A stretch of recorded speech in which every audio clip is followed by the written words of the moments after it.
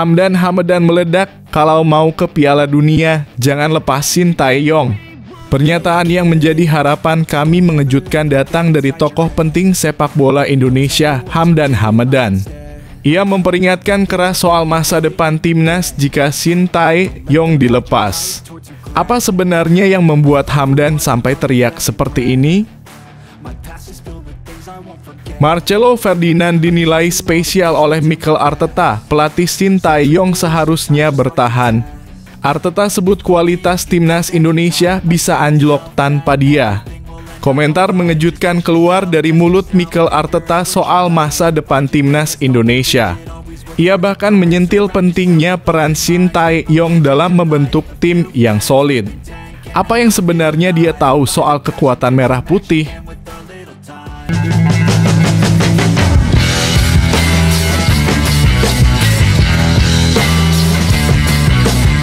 Sebelum kita lanjut ke berita terlengkapnya, alangkah mulianya bagi kalian untuk tekan tombol like, dan yang belum subscribe, tolong subscribe channel ini. Hamdan meledak, kalau mau ke Piala Dunia, jangan lepas Shin Tae-yong. Pernyataan yang menjadi harapan kami mengejutkan datang dari tokoh penting sepak bola Indonesia, Hamdan. Ia memperingatkan keras soal masa depan timnas jika Shin Tae-yong dilepas. Apa sebenarnya yang membuat Hamdan sampai teriak seperti ini? Sosok Shin Tae-yong kembali menjadi topik panas dalam perbincangan masa depan timnas Indonesia. Di tengah spekulasi mengenai masa depan kursi pelatih kepala, pernyataan tegas datang dari Hamdan, tokoh penting yang pernah terlibat dalam transformasi sepak bola nasional. Dalam sebuah forum sepak bola nasional, ia menyuarakan pandangan yang mengejutkan namun tegas. Indonesia hanya bisa mencapai Piala Dunia jika terus bersama Shin Tae-yong. Kalau kita benar-benar mau lolos ke Piala Dunia, kuncinya cuma satu: pertahankan Shin Tae-yong, bukan yang lain, ujar Hamdan di hadapan sejumlah jurnalis, pelatih lokal, dan pengamat sepak bola nasional dalam diskusi terbuka bertajuk Sepak Bola Indonesia Antara Mimpi dan Realita yang digelar di Jakarta, Sabtu malam lalu. Pernyataan tersebut sontak mengundang perhatian. Di tengah kritik dan tarik ulur yang menyelimuti posisi pelatih asal Korea Selatan itu, Hamdan justru tampil sebagai salah satu suara paling keras yang membela peran strategis Shin Tae-yong dalam proyek jangka panjang sepak bola Indonesia. Menurutnya, STY bukan sekadar pelatih asing biasa, melainkan arsitek besar yang telah membentuk ulang fondasi timnas dari dalam. Dia datang ke Indonesia bukan hanya untuk melatih, tapi untuk membangun ulang. Dari cara makan, cara latihan, pola pikir pemain, semuanya disentuh oleh tangan Shin Tae-yong. Kita tidak boleh lupa dari mana kita memulai, katanya lantang. Hamdan menjelaskan bahwa salah satu kekuatan terbesar Shin Tae-yong adalah kemampuannya mengubah mentalitas para pemain muda. Bagi Hamdan, inilah perubahan terbesar yang selama ini gagal dicapai oleh pelatih-pelatih sebelumnya. Dulu kita main hanya untuk bertahan. Sekarang kita main untuk menang. Pemain muda kita tidak takut lagi menghadapi negara-negara besar. Mereka sudah terbentuk secara mental dan itu bukan terjadi dalam semalam, tegasnya. Ia pun menyayangkan jika ada pihak yang menilai proyek STY tidak memberikan hasil instan. Menurutnya, kesabaran adalah mata uang mahal dalam membangun tim nasional yang benar-benar kompetitif. Jangan seperti membangun rumah tanpa fondasi. Begitu gentengnya bocor, langsung dibongkar semua. Shin Tae-yong sedang membangun fondasi. Biarkan dia menyelesaikan pekerjaannya, ujar Hamdan, disambut anggukan dari sejumlah tokoh sepak bola yang hadir. Hamdan juga menyentuh aspek kedekatan emosional antara STY dan para pemain muda Indonesia. Ia menyebut hubungan itu sebagai aset tak ternilai yang sangat jarang dimiliki pelatih asing. Lihat bagaimana Marcelino, Pratama Arhan, dan pemain muda lainnya berbicara tentang Coach Shin. Mereka menghormatinya, mereka mempercayainya. Hubungan seperti itu tidak bisa dibangun dalam hitungan bulan, lanjutnya.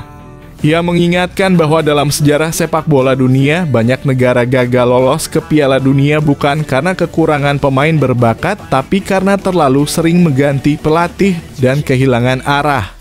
Jangan ulangi kesalahan yang sama. Kita sudah sangat dekat.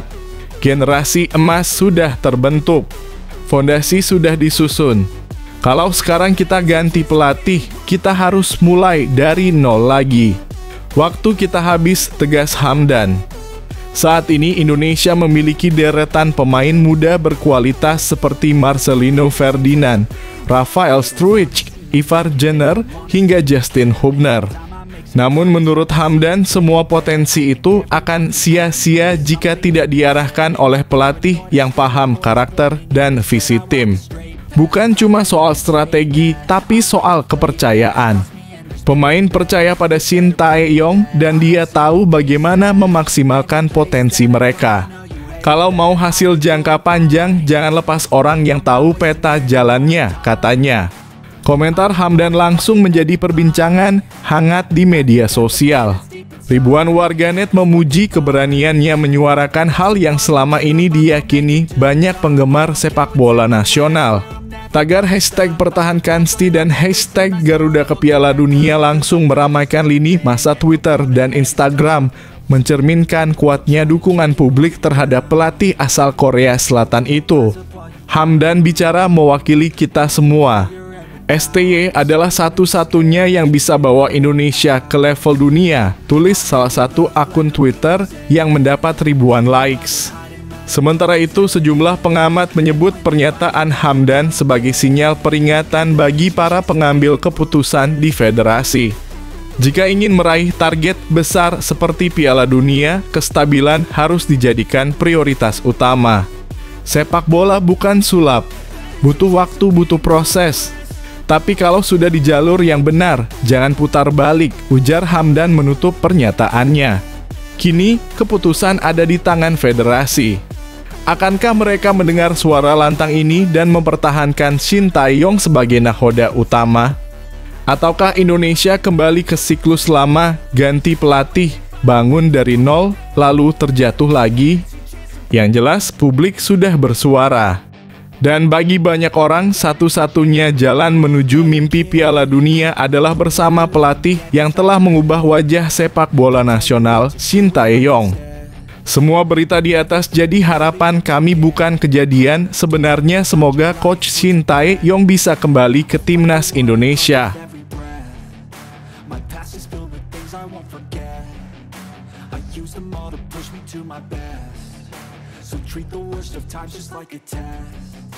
If only I could go back in time, I'd tell myself that everything will end up alright. Just push yourself, test yourself, figure out what you like, and find your limits, don't be rigid, always work towards a prime. Surround yourself with open minds, people can change your life. A few friends with intent can help you feel alive. Find a passion, take some action, and with a little time, just be patient, make a statement, try to enjoy your life.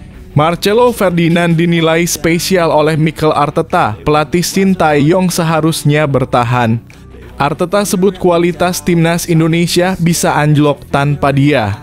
Komentar mengejutkan keluar dari mulut Mikel Arteta soal masa depan timnas Indonesia.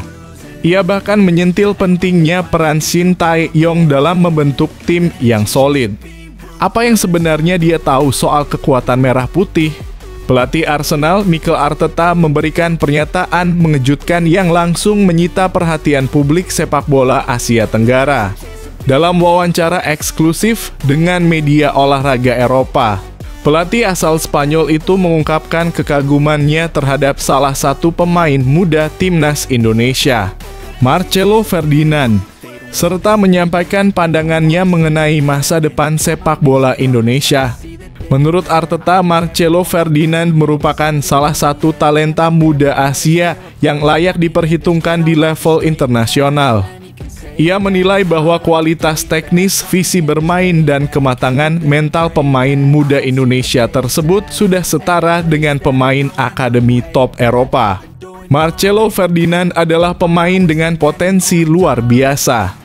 Ia punya kemampuan teknis yang baik, tenang saat menguasai bola, dan terlihat sangat memahami permainan. Yang paling menarik adalah kepercayaan dirinya saat berada di lapangan. Itu bukan hal yang biasa untuk pemain seusianya, ujar Arteta. Tidak hanya memuji secara individu, Arteta juga mengutarakan pandangannya terhadap keseluruhan skuad muda timnas Indonesia.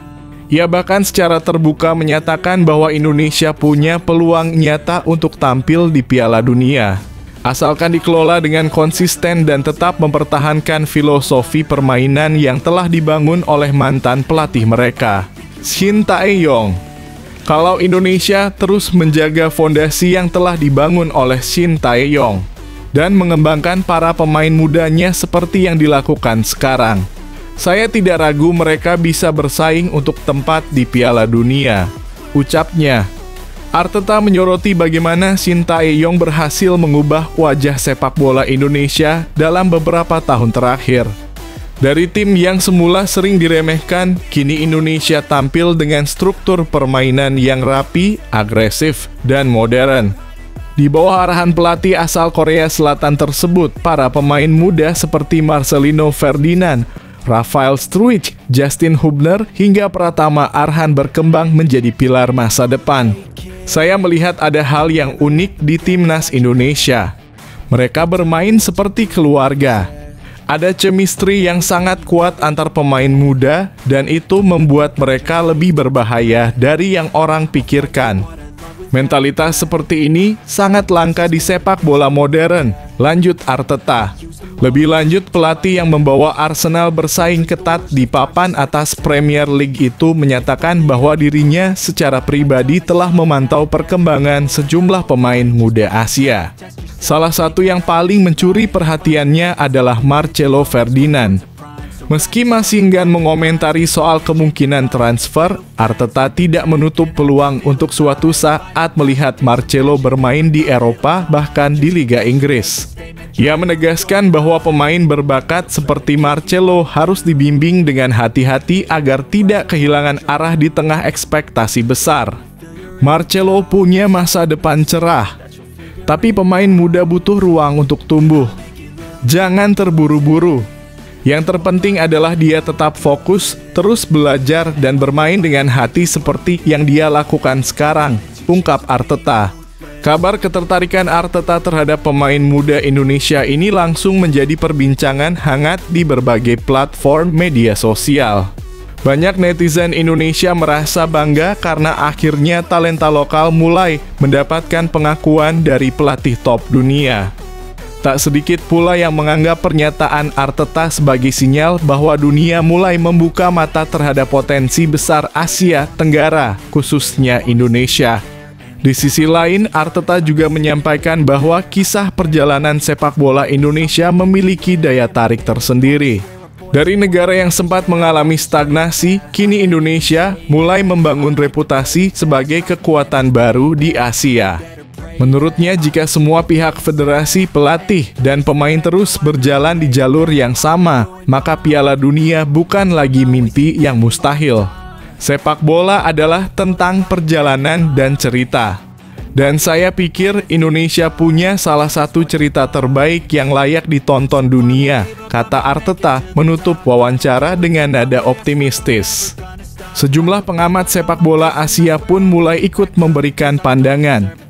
Mereka menilai bahwa komentar Arteta bukan sekadar basa-basi, melainkan bentuk pengakuan terhadap progres nyata yang sedang terjadi di tubuh timnas Indonesia. Mantan analis taktik AFC Kwon Ji-hoon bahkan menyebut Indonesia sebagai tim Asia Tenggara pertama yang berpeluang besar menembus elite Asia dalam 5 tahun ke depan. Nama Marcelo Ferdinand sendiri kini disebut-sebut menjadi incaran beberapa klub Eropa, termasuk dari Belanda dan Portugal. Meski belum ada konfirmasi resmi, kabarnya sejumlah pencari bakat dari klub-klub besar sudah mulai mengamati perkembangan pemain berposisi gelandang serang itu dalam laga-laga internasional. Dengan meningkatnya perhatian dunia terhadap sepak bola Indonesia, terutama pasca komentar Mikel Arteta, publik tanah air pun berharap agar momentum ini tidak disia-siakan. Kepercayaan dunia sudah mulai tumbuh, tinggal bagaimana federasi, pelatih, dan pemain menjaganya. Kini, mimpi besar itu terasa makin dekat.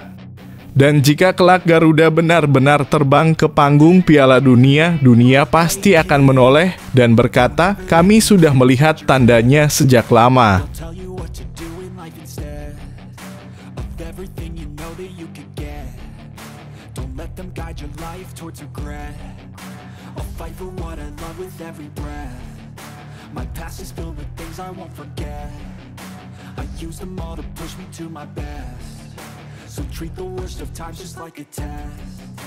If only I could go back in time, I'd tell myself that everything will end up alright. Just push yourself, test yourself, figure out what you like, and find your limits, don't be rigid, always work towards a prime. Surround yourself with open minds, people can change your life. A few friends with intent. Arsenal bisa bajak target utama Barcelona, efek saga transfer Nico Williams bakal berakhir antiklimak.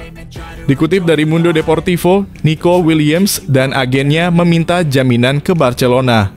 Jaminan yang dimaksud adalah agar si bintang Athletic Bilbao bisa didaftarkan ke Liga Spanyol musim 2025 hingga 2026. Permintaan ini hadir karena Nico tak ingin mengalami nasib serupa dengan Dani Olmo dan Pau Victor. Kedua pemain itu tak bisa didaftarkan Barca karena kondisi finansial klub. Mendapat permintaan itu, Blaugrana pun memberi jaminan jika dirinya tak akan mengalami hal yang serupa. Nyatanya, jaminan dari tim besutan Hansi Flick kurang meyakinkan bagi pihak Nico. Alhasil, pihak dari adik Inaki Williams itu meminta kepastian lebih ke Barca agar bisa mendaftarkannya. Hal ini membuat kampiun 28 kali Liga Spanyol itu tak senang dengan sikap Nico dan agennya. Karenanya, kepindahan yang harusnya rampung dalam waktu dekat justru harus tersendat karena ulah buruannya itu. Di sisi lain, Barcelona juga mendapatkan tekanan dari pihak Athletic Bilbao soal transfer ini. Beberapa waktu lalu, Bilbao mengeluarkan pernyataan resmi bertemu dengan pihak La Liga guna membahas kemampuan Barca dalam rekrut pemain. Ini berpotensi membuka jalan bagi pelamar lain untuk membajak kesepakatan tersebut. Perlu dicatat bahwa Arsenal dapat beralih ke target alternatif, sehingga kesepakatan potensial Williams tidak lagi diperlukan. Namun, jika ia masih dalam radar mereka, kesulitan keuangan Barcelona dapat menciptakan peluang yang tidak terduga bagi The Gunners. So I won't give up, I'm gonna make it to the top. I don't care what's in my way, I swear I'm never gonna stop. I could fall flat on my face and I swear I will get back up. Cause I don't deserve a thing and the road ahead is tough. They'll try to kick you while you're down. They wanna rise up while you drown. They wanna fill your head with doubt. They're silently scared that you'll figure it out. I'll make it look like I'm losing. Won't bother hiding my bruises. Arsenal resmi lepas 19 pemain di awal musim 2025/2026, termasuk Thomas Partey dan Jorginho. Arsenal mengambil langkah cepat di bursa transfer awal musim 2025/2026 dengan melepas 19 pemain. Meski sebagian besar nama yang dilepas berasal dari tim akademi dan pemain cadangan, ada pula sejumlah nama besar yang ikut angkat kaki dari Stadion Emirates, termasuk Thomas Partey dan Jorginho. Thomas Partey menjadi salah satu nama paling mencolok dalam daftar pemain yang dilepas Arsenal. Gelandang asal Ghana itu sebenarnya diharapkan bertahan untuk memberikan kedalaman dan pengalaman di lini tengah. Namun keputusan akhir berada di tangan Partey dan dia memilih pindah. Sementara itu, kepergian Jorginho sudah bisa diprediksi. Mantan pemain Chelsea itu mulai kehilangan tempat di tim utama sejak musim lalu. Dengan kontraknya yang habis dan tidak diperpanjang, Jorginho akhirnya bergabung dengan klub Brasil Flamengo. Bek kiri Kieran Tierney juga resmi berpisah dengan Arsenal dan kembali ke Celtic. Ia tak mampu bersaing dengan Alexander Zinchenko dan Takehiro Tomiyasu di sektor kiri pertahanan. Adapun winger muda asal Brasil, Marquinhos, dijual permanen ke Trezorp dengan banderol sekitar 2,5 juta. Sedangkan Nuno Tavares dilepas ke Lazio dengan nilai transfer yang tidak diumumkan secara resmi.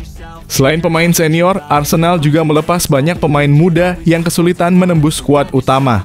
Nama-nama seperti Nathan Butler Oyedeji, Kyon Edwards, dan Salah Adine Ouladmhan masuk dalam daftar pemain yang tidak mendapatkan perpanjangan kontrak.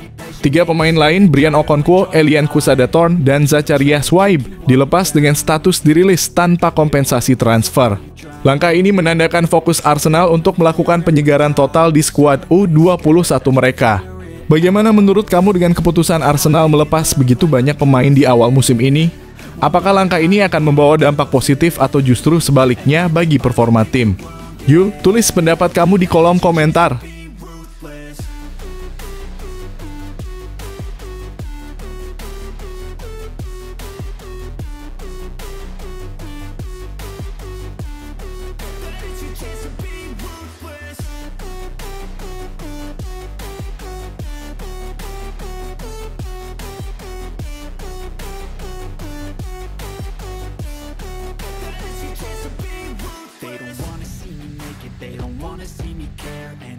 Make some progress, I can see that they compare. I think everyone's against me, maybe something in the air.